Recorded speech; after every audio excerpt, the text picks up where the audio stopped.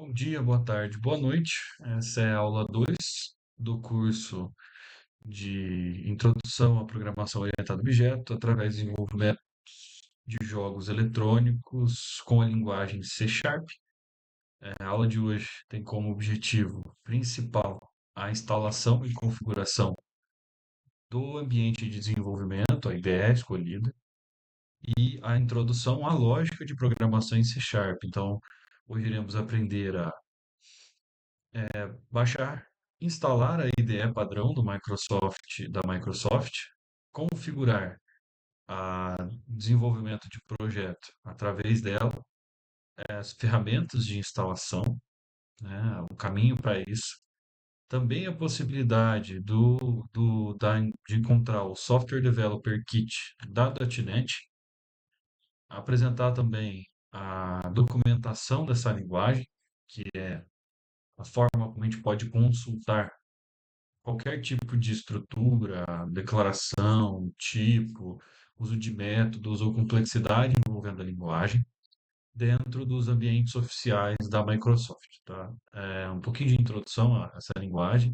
C Sharp é uma linguagem utilizada pela empresa Microsoft, é uma linguagem suportada, dada suporte pela Microsoft, é uma linguagem de uso gratuito, né? Nenhuma das ferramentas ou acesso ao Software Developer Kit é pago, mas é uma ferramenta que foi, uma linguagem que foi desenvolvida especialmente para dar suporte e desenvolvimento das ferramentas da Microsoft.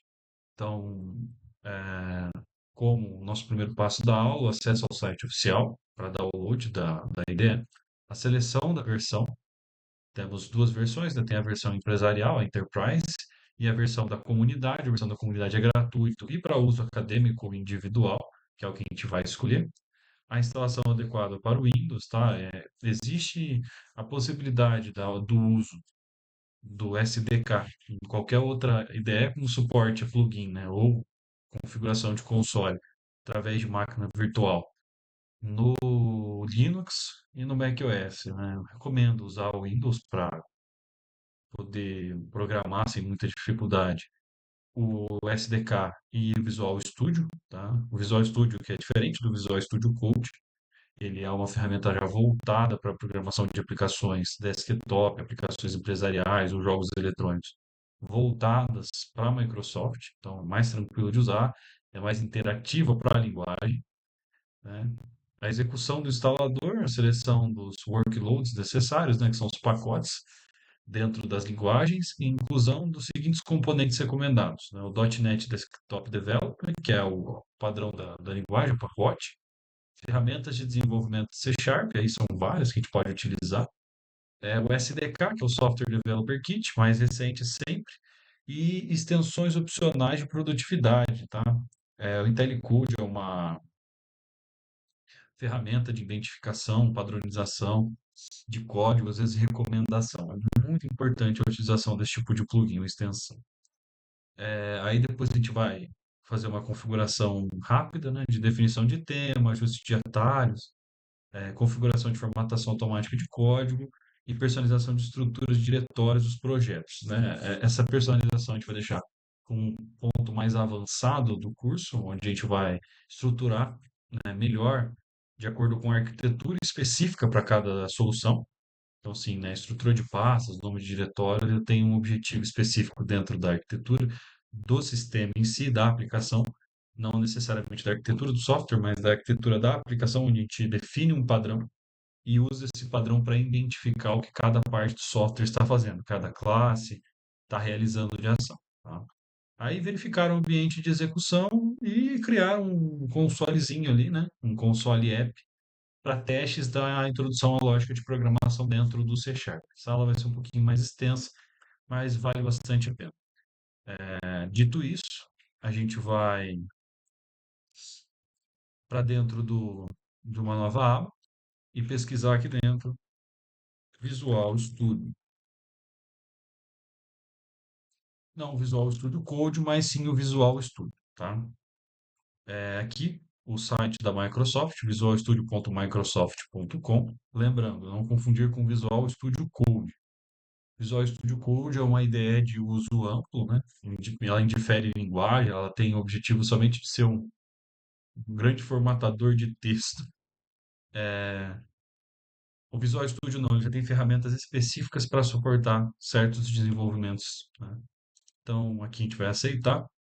O Visual Studio, quando comecei a desenvolver o projeto dessa aula, ele estava na versão anterior de 2022. Hoje, né, já foi lançado e atualizado para a versão do Visual Studio 2026. O curso está sendo gravado no final de 2025, né? Então, a ideia aqui é sempre ter o mais atual. Então, consegue baixar gratuitamente a IDE, né, para uso desenvolvedor ou pessoal. A gente tem como baixar gratuitamente a versão comunitária da IDE, que eu vou pausar. A instalação já foi feita do Visual Studio. Aqui dentro a gente tem os padrões, né, de download, né? A gente também pode encontrar na aba de downloads a versão do Visual Studio. Aqui a versão comunitária, a profissional para avaliação gratuita e a Enterprise, que é para empresas, tem um custo um pouco maior. A licença fica vinculada à empresa que contrata. Então, as pessoas têm contato aí com o mundo da indústria de software, com o desenvolvimento orientado a objetos com a linguagem C Sharp, tem, né, o contato direto com essa versão. Profissional seria para pessoas que trabalham com isso em um ambiente um pouco mais doméstico, sem um vínculo direto com uma instituição. E o comunitário, estudantes, colaboradores de código aberto e indivíduos curiosos. O Visual Studio Code também da Microsoft, né, que tem suporte para todas as plataformas. Igual eu falei, o Visual Studio só tem suporte para o Windows, então você pode usar o padrão .NET dentro do Visual Studio Code, né, para todas as plataformas, mas como eu disse, não é o ideal. Dito isso, feito a instalação, você baixa o arquivo, clica para instalar, ele vai abrir uma janela como essa, que é a inicialização do Visual Studio Code. Ele atualização de recursos em novembro de 2025, na data onde esse curso está sendo gravado, aconteceu a atualização para o Visual Studio Code novo, tá?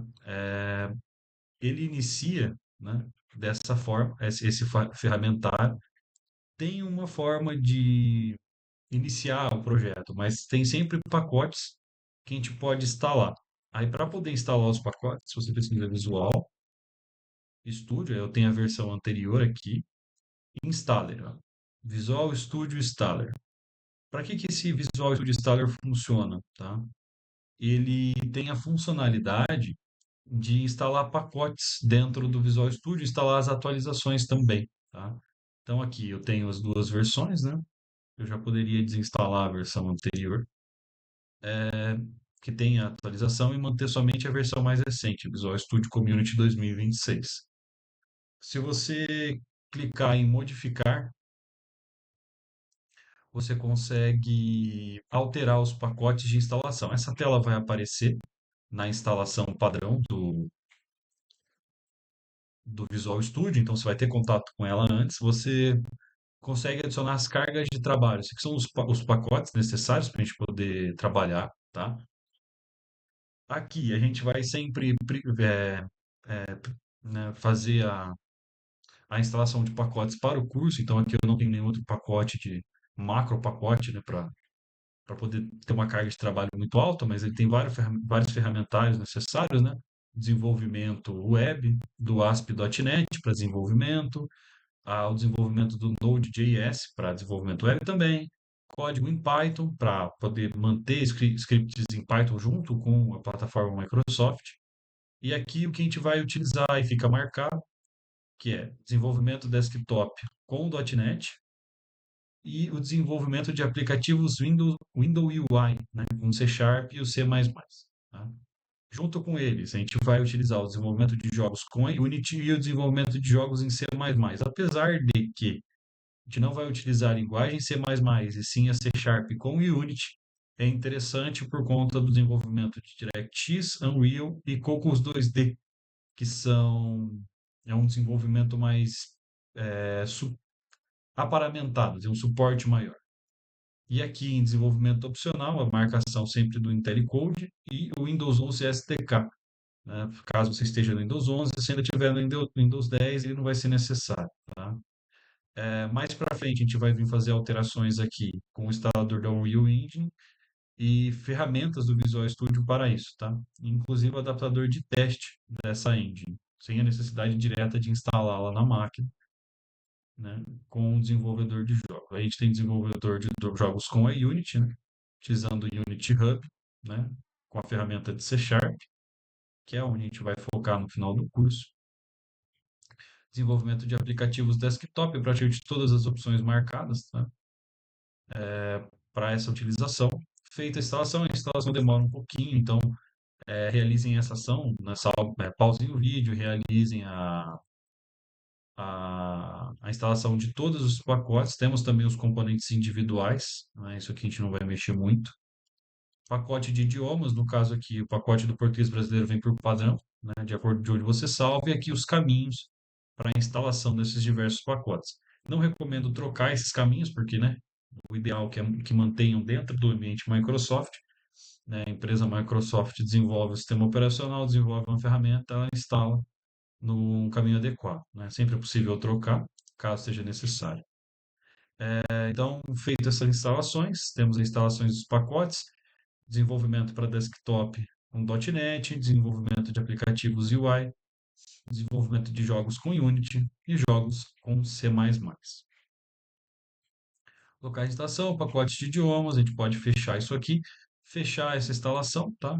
É, tem as opções aqui, né, das duas versões. Essa versão já está instalada, que é a estável, que é a que se apresenta na minha máquina nesse instante. Feito isso, você vai dar de carinho com essa tela, né, igual eu falei, que é a tela de inicialização da IDE. Então, dentro desse ambiente aqui, a gente vai ter algumas opções. Dentro dos pacotes de trabalho que a gente instalou, a gente consegue, a gente consegue criar um projeto, abrir um projeto ou uma solução que já está, né, carregada no sistema, abrir uma pasta, um diretório onde eu possa ter um projeto, ou clonar o repositório do GitHub. Com o tempo, as soluções ficam cada vez mais complexas e há essa necessidade de utilizar o link com o GitHub, que seria o ideal, manter o seu projeto versionado, dentro de um repositório armazenado, com um backup em máquina física, um backup em nuvem e o backup do GitHub, ou mesmo utilizar o Azure DevOps. Dentro desses padrões, né, para versionamento de código é maravilhoso, tá? Mantendo a boa estrutura do projeto para um bom andamento, versionamento, puder retornar a um ponto específico de onde foi feita uma alteração, é sempre interessante. Então, aqui, na primeira opção, criar um projeto. Feita a criação do projeto, ele vai aparecer, né, as cargas de trabalho. Por incrível que pareça, existe uma grande gama de linguagens aqui, tá? Como a gente vai focar no C Sharp, é sempre importante manter a opção da linguagem C Sharp ativa aqui. No caso aqui, a gente vai utilizar a criação de projeto mais simples que tem, que é aplicativo de console. Aplicativo de console, o primeiro que aparece, né? Às vezes não está aparecendo, mas o aplicativo de console, onde ele aparece um terminalzinho com a linguagem C Sharp selecionada. Você clica nele duas vezes, ele vai abrir essa tela, então o aplicativo C Sharp para qualquer uma dos sistemas operacionais rodando em console. Aqui a gente pode modificar o nome do projeto para aula 2. Ele precisa de um nome de projeto. Aqui você pode escolher o diretório, então é interessante que você crie um diretório na área de trabalho, aonde for necessário. Então aqui a gente pode criar um novo diretório, aula 2. A gente seleciona a pasta da aula 2 na área de trabalho, nome da solução, clonar a solução do projeto no mesmo diretório, não tem necessidade.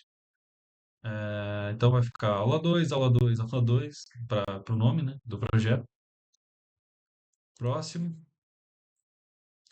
Aqui a gente vai colocar o suporte a longo prazo, tá? Do .NET 10.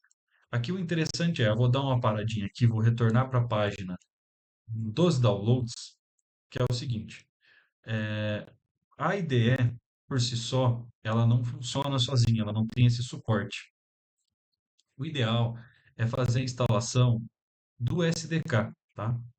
Então, dentro do Visual Studio, a gente tem as extensões, tem toda a documentação da IDE, mas o ideal é utilizar o SDK para programação, porque o Software Developer Kit, ele é a base de todas as ferramentas para a utilização da IDE. Então, a gente vem aqui, deixa eu fechar isso aqui, abre essa nova página e pesquisa SDK.NET.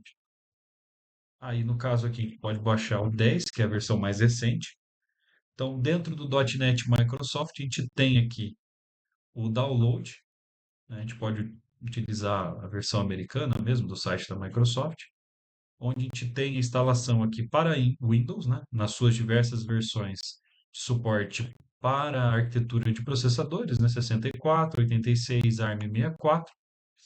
Então, você verifica qual é a sua arquitetura e baixa o Software Developer Kit, tá? Também tem o ASP.NET Core Runtime para rodar aplicações, mas a gente vai utilizar o Build Apps, tá? Ele tem suporte já para a versão do Visual Studio, né, 2026, Visual Studio 18, que é o que a gente está utilizando, todo o padrão runtime, né, do core do .NET que vem junto com a IDE, tá? E suporte para as linguagens C Sharp na versão 14, na F Sharp e no Visual Basic, tá? Então a gente pode instalar esses pacotes, tá? Da versão 10. Tem versões para frente, para trás do 10, que são as versões de preview, mas já tem uma versão estável, né? Do SDK. Então, fazendo a instalação, né? Que no caso o meu é 64, ele vai levar o link, né? Link direto, baixa, faz a instalação, ele vai pedir para reiniciar a máquina, você consegue verificar a instalação, é bem tranquilinho, tá? Aí, feita essa instalação, você pode utilizar outras IDEs para programar, tá? Desde que você tenha acesso ao terminal. E crie o projeto através do terminal com o .NET. Eu vou ensinar a fazer isso também, ao ensinar a configurar outras IDEs. A gente consegue fazer a verificação. Fez a instalação da versão 10, você consegue verificar a instalação através do terminal. Então, a gente consegue vir aqui no terminal, rodar o terminal do PowerShell do Windows e escrever .NET. Aí ele vai mostrar, ó, .NET em pacote comando, PF aplicação, a gente consegue verificar informações, as informações, pedir ajuda e assim por diante, tá? A gente consegue também listar o runtimes, né, de arquitetura que a gente tem. Então vamos lá, .NET, list, runtimes, runtime. Então aqui a gente tem todos os ASP.NET Cores que tem dentro da minha máquina já instalados, que vieram junto com a IDE, né? Então a gente consegue ter esse padrão. Perdão, clear. Exit. Então, feita essa instalação do .NET, é extremamente importante fazer essa instalação, tá? Faz parte desse pacote e utilizando essa estrutura a gente consegue dar prosseguimento à criação do nosso console app, tá? Então a gente tem aqui suporte a longo prazo. Não vou utilizar container, né? O SO do container não precisa ser declarado, o uso de nível superior, habilitação de aplicação ao alternativo também não utilizaremos, tá? Container é caso eu fosse sediar essa aplicação dentro, dentro de um servidor específico, em um container com um sistema operacional para que ele pudesse rodar, né? Montar a arquitetura para rodar através de um Dockerfile, um arquivo do Jenkins para fazer uma pipeline específica e configurar essa pipeline através de um arquivo. Aqui a gente pode criar, ele vai criar o projeto, vai criar o diretório, vai criar o arquivo de pastas, o arquivo console.c sharp, vai fazer toda a estrutura. De primeira, assim, o, o Visual Studio, ele é muito agressivo. Como é uma ferramenta empresarial, desenvolvimento específico de uma plataforma, ele vem lotado de coisa. Mas, Em sumo, o arquivo que aparece primeiro no quando você cria o projeto é o arquivo que você modifica, tá? A gente tem aqui do lado o Copilot, né, que agora é quase que indispensável. A gente tem aqui a estrutura de pastas, é claro, né? É bem complexo isso, o costume é usar do outro lado, né? E aí é costume meu. Aqui alterações do Git, caso necessário. A gente pode travar, né, pinar o program.js, mas a gente pode ir trocando as coisas de lugar, a gente pode deixar ela fora, a gente pode adicionar meia tela, final da tela, tá? A gente pode ir mexendo na nossa configuração de tela aqui do Visual Studio, tá? Eu gosto de deixar pelo tema padrão do sistema, beleza? Que é esse tema escuro, eu não sou muito fã do tema claro do Visual Studio, tá? A gente tem algumas configurações, como editar arquivo, exibir, né, que tem uma porrada de coisas a exibir que a gente vai utilizando com o tempo. Dentro do próprio projeto, adicionar um clone, a compilação, o depurar ou debugar, testes específicos, algumas ferramentas, dentro dela também o tema, para quem gosta, claro, escuro, tema claro. Aí, demorou um pouco para rodar, mas rodou. Bem claro, assim, ele é bem estourado. Ferramentas, temas, escuro, cold state, então temos várias, né? Usar a configuração do sistema, obter mais temas, tá? Banco Paradise, esse aqui eu adoro o nome. Ele é um tema claro, só que com a cor manga atrás. Eu gosto do nome, tá? A cor me incomoda. Status maneiro, né? Com o state, que é o que a gente costuma utilizar. Mas, de certa forma, é isso, tá? Assim, a opção, né, em ferramentas de trocar a aparência do nosso editor de texto, nossa IDE. Tem como personalizar ela também, né? Barra de ferramentas, comandos, menu de extensões. A gente tem como mexer em quase tudo. Nesse padrão de tela cheia, eu não vou deixar ele tampando a tela toda, tá? Opa, ele abriu o console de depuração sem necessidade, não tem necessidade de depurar. Eita, legal. Ele abriu o console de depuração. Peço perdão, eu acionei um atalho para poder trocar a tela. Ele acabou abrindo o console de depuração, uma ferramenta de diagnóstico. Ele está debugando o código aqui sem necessidade. Não precisa debugar o código, não precisa debugar o código. Problema não, debugar não. Ah, meu Deus do céu. Não precisa debugar o código, não. Pronto. Sou o debug. Vou ensinar também a utilizar essas ferramentas de depuração e debug, que são bem necessárias, tá? Elas fazem parte. Dentro de dependências, a gente não tem nenhuma dependência específica, só a estrutura do .NET Core para poder rodar o app. E assim, nesse primeiro console app aqui é extremamente importante a gente, se você perceber, né, tem escrito aqui console, escreva a linha, olá mundo, tá? Ele vem por padrão isso. Se a gente clicar para rodar, ele vai abrir o console, né? Vai pedir para dar enter, foi fechado. Para você perceber bem rapidinho. Vou clicar de novo. Ele vai dar o alô, alô mundo aqui no console de depuração da Microsoft, depois é fácil você apertar enter ele fecha, né? Essa é a ideia, você pode modificar o texto aqui, mudar para o português. Olá mundo. Feito isso aqui, a gente dá um Ctrl S para salvar, clica para depurar, é claro, sempre salva o arquivo, tá? Depois de alteração, o Olá Mundo, fecha, vida que segue, tá? É, vamos lá, vamos começar então com a parte mais teórica da aula, tá? Já se estendeu bastante, 20 minutos de duração. O ideal aqui agora é a gente, né, fazer uma pequena explicação sobre o uso direto da lógica de programação, tá? A lógica de programação, para todos os indivíduos aqui que já tiveram contato com qualquer linguagem, é o fundamento, é o rudimento da, das ferramentas dessa linguagem, em torno da lógica de programação em geral. Então, todas as linguagens, todas as ferramentas de desenvolvimento de software, eles têm essa base de lógica de programação para poder desenvolver as principais ferramentas na estrutura de um código. Então, os fundamentos teóricos da lógica de programação, né, é um embasamento direto do pensamento computacional, a construção de algoritmos a partir de problemas do mundo real, e a gente vai, né, utilizar essas estruturas de código para orientação a objeto. Como a orientação é um paradigma de uma linguagem de programação, a lógica de programação é fundamental para suportar esse processo. Então, se fosse pensar assim, uma escada seria o primeiro degrau, tá?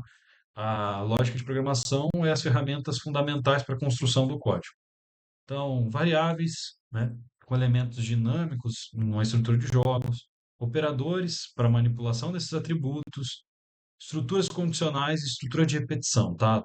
De toda a base de lógica de programação, esses quatro elementos: declaração de variáveis, operadores para manipulação, estruturas condicionais, sejam elas if else, switch cases, e estruturas de repetição, como laços de repetição for each, né? O while a gente utiliza de comportamento contínuo, que é um ciclo, para poder realizar uma série de mecânicas dentro de jogos e também da orientação a objetos, dentro de métodos, né? Então, explicando um pouco, né, sobre a estrutura sequencial. Na lógica de programação, sem aplicação direta da, da nossa querida programação orientada a objeto, da POO, né, a gente tem uma estrutura sequencial, onde as ações vão ocorrendo linha a linha, né? O compilador ele vai ler linha a linha, o interpretador vai ler linha a linha, vai compilar essa informação, uma seguida da outra. Então, é importante ter essa sequência em mente. A gente vai conversar um pouco mais sobre essa abstração mais para frente, mas daí aqui é dar esse panorama geral. Então, essa estrutura sequencial, a gente tem ali, né, um console write line, que é escrever uma linha em console, digite a pontuação inicial do jogador, ele vai consumir esse readline dentro de uma variável, essa instância vai ser redirecionada e depois vai retornar essa pontuação atualizada, tá? E essa estrutura condicional, né, da programação condicional para a estrutura específica, que seria o if-else, onde a gente tem de novo essa variável, que armazena essa instância, e depois retorna de acordo com um se em se não, né? If-else são estruturas se e se não. If para se não é sem condição alguma, qualquer coisa que foge disso, uma resposta diferente. Um exemplo aqui de estrutura de repetição é o nosso for each, né? O for, né? For dentro de. Para alguma condição, isso acontece. Quando essa condição for satisfeita, algo acontecerá no final. O laço quebra e é disposto.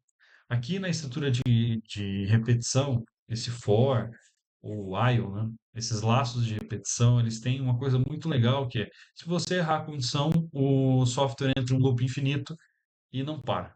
Então, tem que tomar bastante cuidado com as condições colocadas ali dentro para não gerar um idiom infinito e consumir toda a memória e processamento da máquina sem querer, tá? Então, vamos lá. Vamos começar com o básico, declarando as variáveis juntos, tanto na estrutura de linguagem quanto no Visual Studio, tá? Então, a gente vai testando nos dois até chegar no bloco geral de código. Então, aqui a gente tem, né, os conceitos fundamentais, a estrutura básica da programação em C Sharp, que é um padrão modular orientado a objeto. A linguagem organiza o código com namespaces, classes e métodos. Namespaces são os nomes dos métodos, né? Nome das classes, garantindo escalabilidade, encapsulamento e manutenção consistente. Requisitos essenciais para projetos de jogos eletrônicos, tá? Então a ideia aqui é ter esse pensamento. Ele é organizado através de namespaces para classes e métodos. Classes são, como foi explicado na aula anterior, e métodos são funções, são um método de realizar ações dentro do código, tá? Na declaração de variável, então vamos começar aí com nossa lógica de programação básica. Variáveis são representações de estados mutáveis de um jogo ou de qualquer código, como vida, energia, munição, pontuação. Em C Sharp, toda variável precisa ser declarada com um tipo, garantindo segurança de tipos e previsibilidade em tempo de compilação. Existem algumas linguagens de programação que o tipo é declarado pelo valor. Então, eu posso declarar uma variável vazia e esperar que, quando for inserido um valor, ele modifique esse tipo. Tá? Então, quais são os 5 tipos primitivos? A gente tem int, float, double, booleano e char. Vamos lá. Int, valores inteiros. 1, 2, 3, 4, 5. Né? Lembrar dos números inteiros da matemática. Float são números com pontos flutuantes. O que seriam pontos flutuantes? São números quebrados. 2,25, 2,30. Double, a mesma coisa.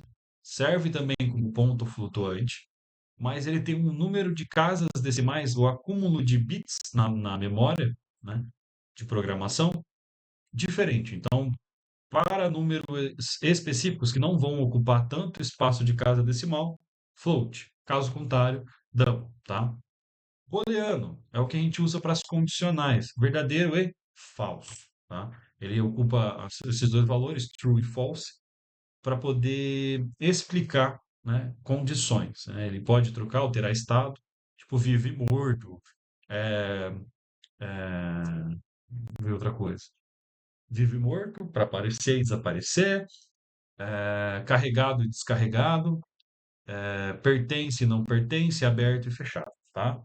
Char seriam as strings, né, os textos, caracteres. A gente também tem o tipo string, né, que é o muito do padrão, que não está aparecendo ali nos tipos primitivos, mas o char seria para um caractere e o string para um texto, tá? Tipos compostos, classes, structures, arrays, a gente vai falar um pouco mais sobre eles para frente, mas eles comportam esses tipos primitivos em grupo. Uso de nomes descritivos, controlar escopo para evitar conflitos e inicializar variáveis sempre que possível. Qual que é a ideia aqui?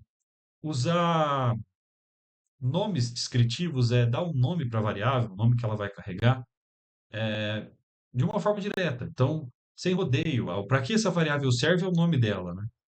Exemplos muito comuns aí é dar nomes aleatórios para variáveis para poder preencher, né? Você, na hora, no momento ali programando, pensa em nada, acaba colocando variável A, B, C, D, mas o alfabeto é finito e é difícil identificar o que a variável A faz se o valor dela for falso, tá?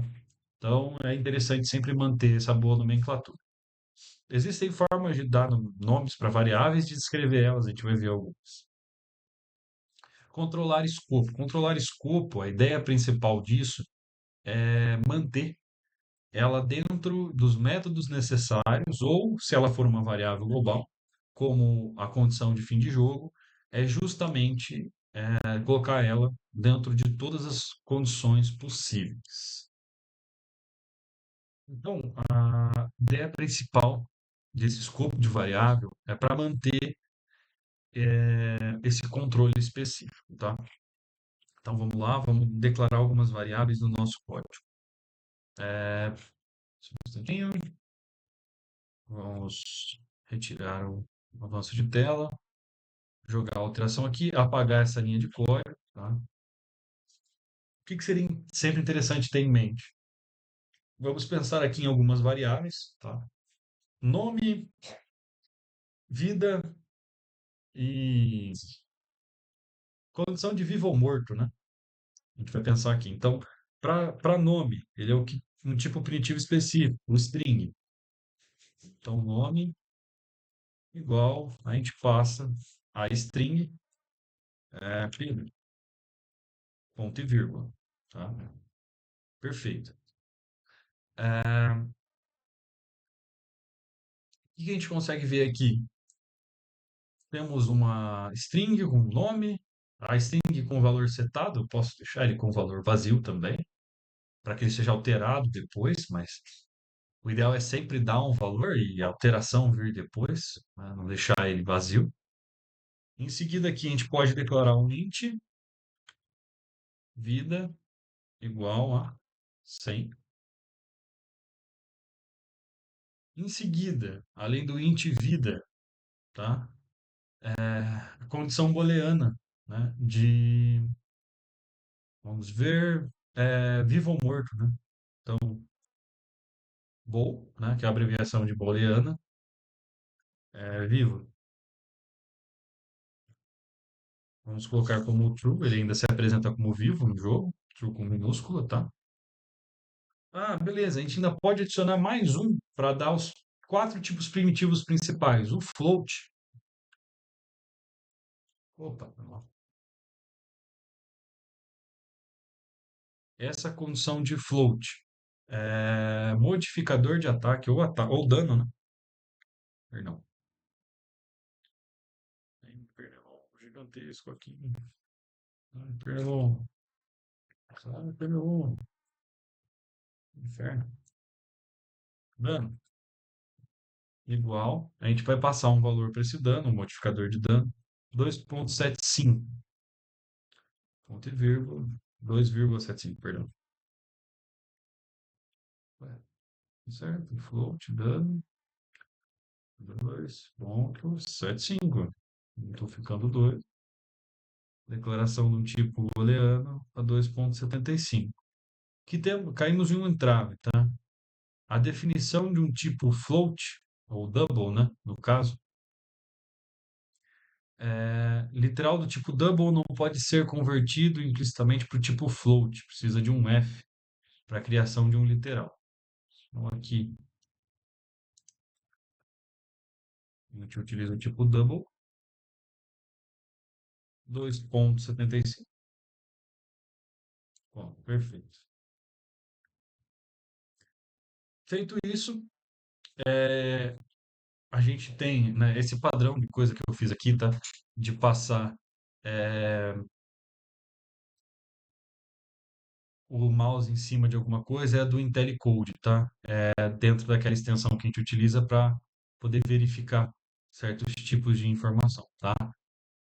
Classe System String, utilizando o TF16, Code e Units, tá? Para poder verificar o código. Então tá aqui nossa declaração de variável, tá? Então, seguindo a lógica aqui, a gente vai ter estruturas condicionais, que são estruturas de fluxo do jogo. Então, dentro das estruturas condicionais, a gente pode tomar decisões para fluxo específico, né, com um detector de condições, e quando essas condições são é, cumpridas, as coisas ocorrem, tá? Então, o que é legal a gente ver aqui? A gente tem três estruturas específicas, tá? If e else, que é uma decisão binária para o famoso se e se não. Perdão, filha da mãe, matei. Else if para condições múltiplas, então tem um if, um else if, um else. Ah, mas a partir de dois ou três else ifs, tá? Já não é legal utilizar ele, utilizar os switch cases, né? Ou switch. São decisões baseadas em valores e categorias. Aqui ele não aparece como exemplo, mas a gente vai acabar utilizando bastante ele. E eu vou apresentar ele quando a gente for apresentar a orientação ao objeto, tá? Ele é bem importante. Então, o objetivo disso aqui é detectar decisões, coisas que estão acontecendo, e se valores mudarem, essas condições são chamadas e são passadas retornos, tá? Coisas irão acontecer se essas condições forem atendidas. Então, a mesma coisa serve para os switch cases, vamos dar uma olhada. Vamos lá, primeiro é a condição de vivo ou morto para a vida.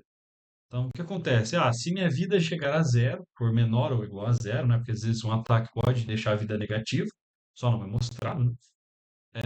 A gente tem a condição de vivo mudado de true para false. Pode até não dar um endgame, né? O jogo fechar, mas você pode mudar a condição de vivo ou morto. Então, aqui na estrutura aí, que abre chaves, se vida, que é a variável, for menor, né? Igual ou menor a zero, opa, é menor ou igual a zero, a gente abre colchetes, depois abre chave, a gente muda a condição de vivo igual a false, ponto e vírgula, tá? Ponto e vírgula é o que estrutura e separa uma linha da outra, tá? Desse comando, cada comando é um específico, ponto e vírgula determina o final dele, tá? A gente vai dar um console write line, tá? Dentro desse console write line, a gente vai passar uma mensagem. É, você morreu,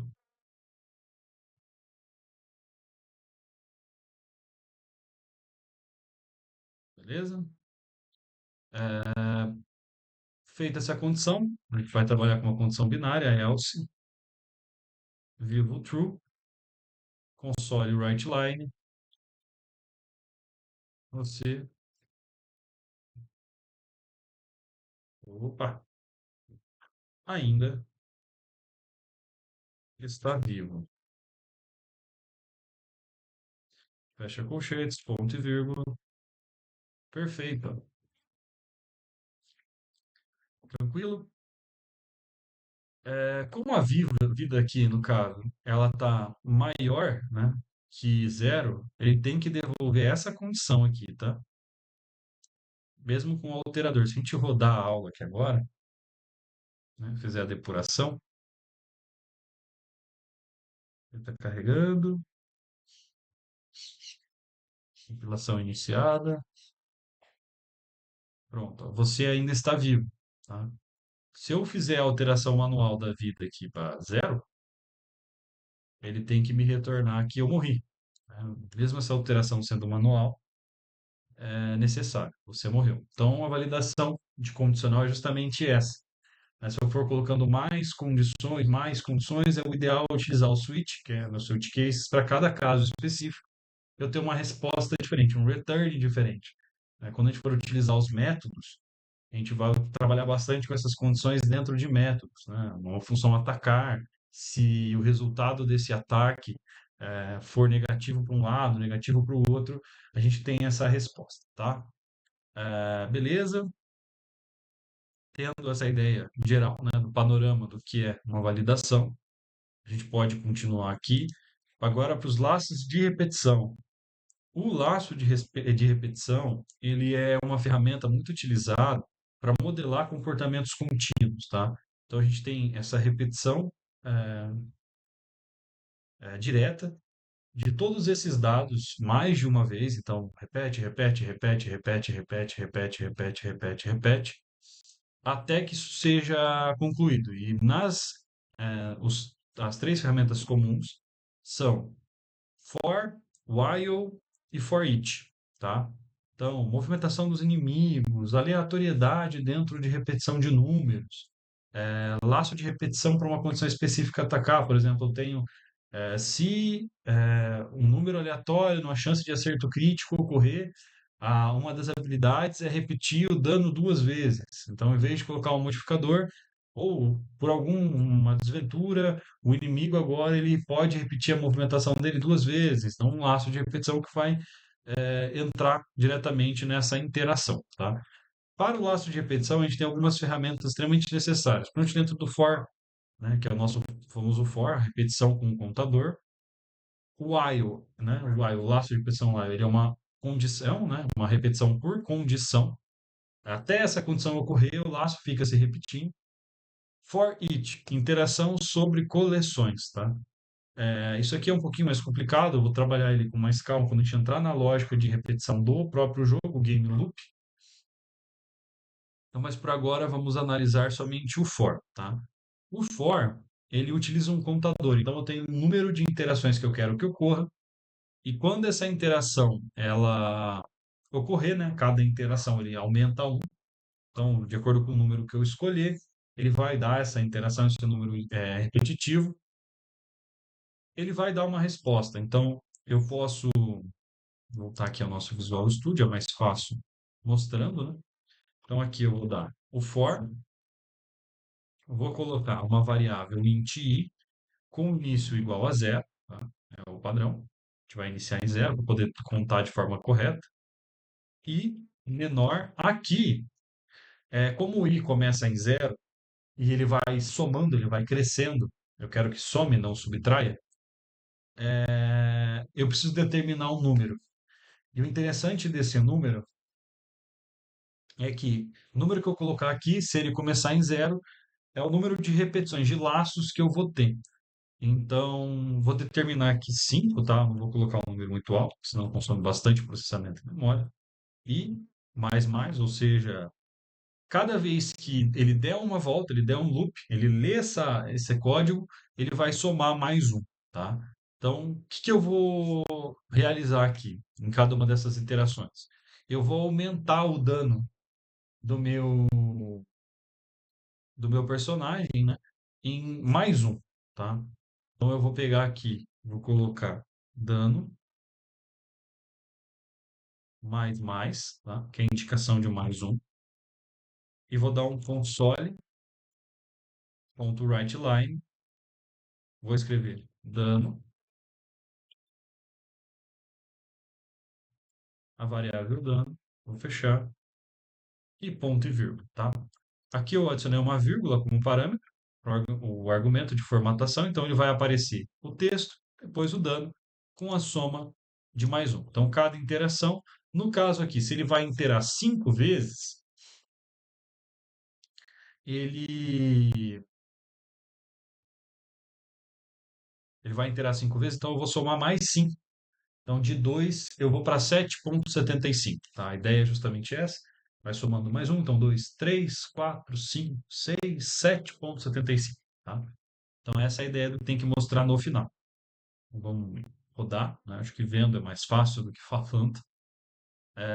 Eita, dano. Tem alguma coisa que está errada. Ele não está concatenando dano aqui. Agora vai. Desculpa, é costume.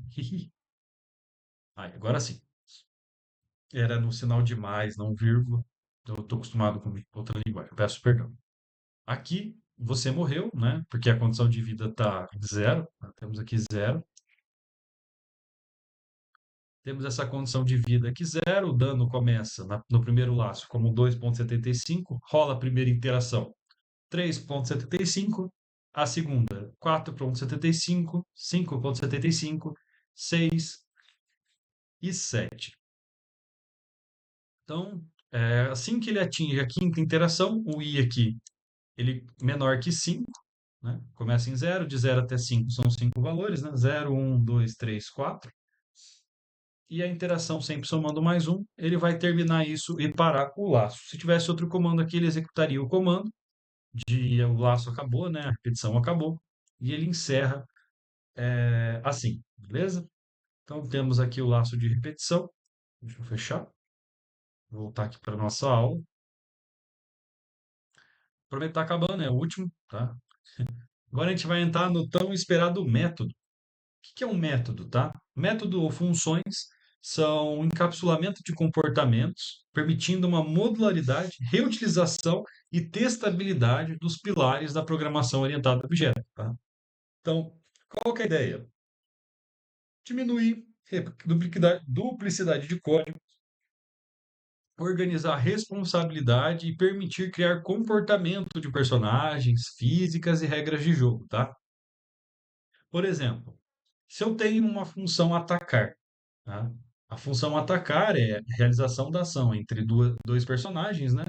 Um personagem principal e um inimigo, que vai infligir dano ou não, tá? Através dos modificadores, né? A gente recebe dois objetos, os objetos interagem, é verificado os construtores desses objetos e é dado uma resposta do que aconteceu, né? Então, dentro desse processo, desse método maior, a gente pode chamar outras funções, como calcular dano, tá? Porque o simples ato de atacar, ele é uma comparação direta entre atributos e uma resposta desse atributo. O calcular dano, ele é mais simples. Ele pega o dano, o multiplicador e retorna, tá? Então, às vezes, né, existe um multiplicador, se você está dando dano em um monstro que o multiplicador é positivo, você vai dar mais dano, que ele tem fraqueza, é o seu tipo de ataque. Se ele tem resistência, ele vai impedir que esse dano aconteça. Então, o multiplicador é negativo. Então, tem essas várias condições. Mas o método, de forma simples, ele é pegar o dano recebido e retornar isso. Então, a gente consegue fazer isso de uma forma mais específica. E a sintaxe disso, ela é o quê? Ela é static, né, que aí a gente vai trabalhar com métodos estáticos. O tipo de retorno. Então, tipo int, né? Então, é um método com um tipo inteiro. Calcular dano. Então, calcular dano é o nome desse método. Int esses dois aqui são os parâmetros, então a gente tem como estrutura principal os parâmetros, são dois no total. O primeiro parâmetro é o ataque base e o inteiro é o multiplicador. Então a gente tem como ataque base um número inteiro, a gente pode multiplicar isso. E o multiplicador também é um número inteiro, um 2 3 4 5 menos um menos 2 menos 3 menos 4 menos 5. E assim conseguir calcular o dano, tá? Então, beleza, feito isso, a gente tem como fazer algumas coisas dentro dessa função, tá? Então, aqui a gente vai criar um método também chamado calcular dano. Então, static int calcular dano. E a gente vai passar os dois parâmetros. Int vida, vírgula, int ataque. Tá? Necessariamente não precisa ser o nome das variáveis que vão entrar aqui, tá? São nomes somente dos métodos. Tá? Calcular dano int, nem todos os caminhos de código retornam um valor. Função local calcular dano está declarada e nunca é utilizada. Sem problema, a gente já vai utilizar ela. A gente vai utilizar ela dentro da condição, de uma condição. Então aqui a gente vai receber, vai pegar o int vida, então o valor que eu passar ali é a vida do personagem. Então, vamos pegar aqui. Ah, eu tenho que trocar o nome disso aqui. Ataque, vida. Não precisa não. Vamos lá. O que a gente pode fazer? A gente pega a vida menos o ataque, ponto e vírgula. A gente pode colocar o return aqui já. Return. Return. Return. Oh, rapaz. Return. Isso. O que está acontecendo aqui? A gente vai pegar a vida e o ataque que está vindo e vai tirar da vida o valor do ataque, tá? Com valores inteiros. No caso aqui, a gente vai utilizar a vida que está calculada aqui, a gente vai voltar o valor para 100. E nessa condição aqui, caso ele ainda esteja vivo, eu vou chamar a função, tá? Calma, vou criar uma nova validação, deixar essa aqui. Vou criar uma situação aqui. Se vida, se vivo, né? Igual a true, eu vou chamar a função calcular dano, vou passar os parâmetros, que é a vida dele mesmo, que é a variável lá em cima, vou passar o valor de um ataque 10, tá? Ponto e vírgula. Vou chamar isso de variável, dano causado, dano, igual. Eu tenho que primeiro declarar aqui o tipo, né? Int. Então a variável dano vai receber o retorno desse método, que é o cálculo entre a vida e o ataque. Então, tendo esse número inteiro, eu calculo o dano através dessa conta entre a vida do personagem, que é essa variável global, sobre o dano, tá? Então, feito isso, eu vou dar um console.writeLine, vou escrever dano causado, dano recebido, sinal de mais, aí eu vou colocar dano, que é a variável, sinal de mais, uma string vazia com um espaço, tá? Para poder separar, não é só por formatação de texto, rapidinho, a gente vai aprender a fazer isso de uma forma mais rápida, e passar a variável nome, tá? Só para poder utilizar ela, a gente acabou não utilizando. Aí, na condição else, o que a gente pode escrever aqui? Se ele está morto, né? Se a vida dele for isso aí, ele está morto. Tá? A gente vai conseguir aprimorar isso, tá? Para deixar a lógica um pouco melhor.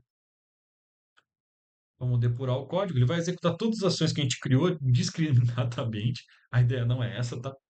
Mas vamos lá. Temos aqui o laço de repetição,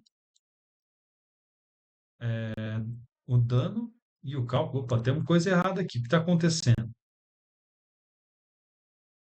Ah, não está errado. Dano recebido, tem mais de uma variável. Eu esqueci que dano também tem aqui em cima e aqui.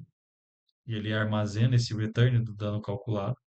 Então, dano recebido.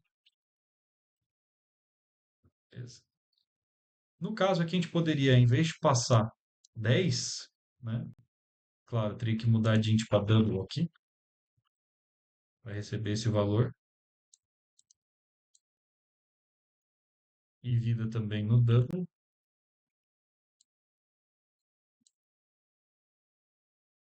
Vida menos ataque. Opa, manter no int aqui, para depois explicar o porquê que isso não acontece. Int, beleza. Vida menos 10, dano recebido com o nome. Beleza, tudo feito. Se não, você morreu. Ctrl S. Executar a aula. Perfeito. Você ainda está vivo, porque a vida agora é 100, né? O cálculo do multiplicador de dano. E por fim, o dano recebido, que é 90, né? A vida que sobrou depois do dano recebido.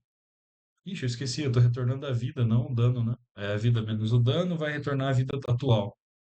Dano recebido, a vida do personagem e o nó, tá? Lógica meio quebrada, mas acho que para exemplificar ficou um pouco claro sobre as estruturas, tá? Então, a aula de hoje, a ideia era justamente essa, tá? Então, como a gente criou o nosso primeiro console log, eu deixei aqui um exemplo de código para, né, jogar tudo isso de uma vez, é claro, bem mais simplificado, tá? Onde se a gente copiar e colar, tá? Copiar e colar ele aqui, a gente consegue ter uma ideia sobre como é a estrutura geral desse código, tá? De como o C Sharp funciona, né? Dando Ctrl S aqui, a gente consegue rodar o programa. Então aqui eu consigo digitar a vida, o meu nome, e ele retorna, né? Herói criado com vida 100, tá? Esse exemplo que vocês conseguem ter acesso no GitHub, e dá uma brincada, né? Isso aqui é basicamente o que a gente vai ver na aula que vem, tá? Nessa aula aqui foi bem mais tranquilo, os exemplos de todos os códigos que vocês conseguem copiar e colar também dentro do Visual Studio e brincar um pouco, analisar, modificar o nome das variáveis, os valores, e tendo qualquer dúvida, vocês conseguem deixar comentários também no GitHub do projeto, identificando a aula, fazendo um comentário, tá? Dessa forma. Vocês conseguem, como é um repositório público, né? Vocês conseguem acessar o repositório, né? Realizar essas interações, né? Que é a aula, né? Tá, notificações, aula 2, aula.md. Vocês conseguem deixar aqui comentários, alterações de código, tá? Conseguem entrar em contato comigo, né, através da publicação dessa aula. E é isso, né? Contemplamos todos os conteúdos. A aula que vem, iniciaremos a aula 3, né? A aula 3 tem como objetivo declaração de classe e objetos, atributos, propriedades e métodos, construtores e modificadores e demonstração de hierarquia, tá? Então, a gente vai revisitar todos os conceitos da aula 1 na aula 3. Muito obrigado, tenham um bom dia, boa tarde, uma boa noite.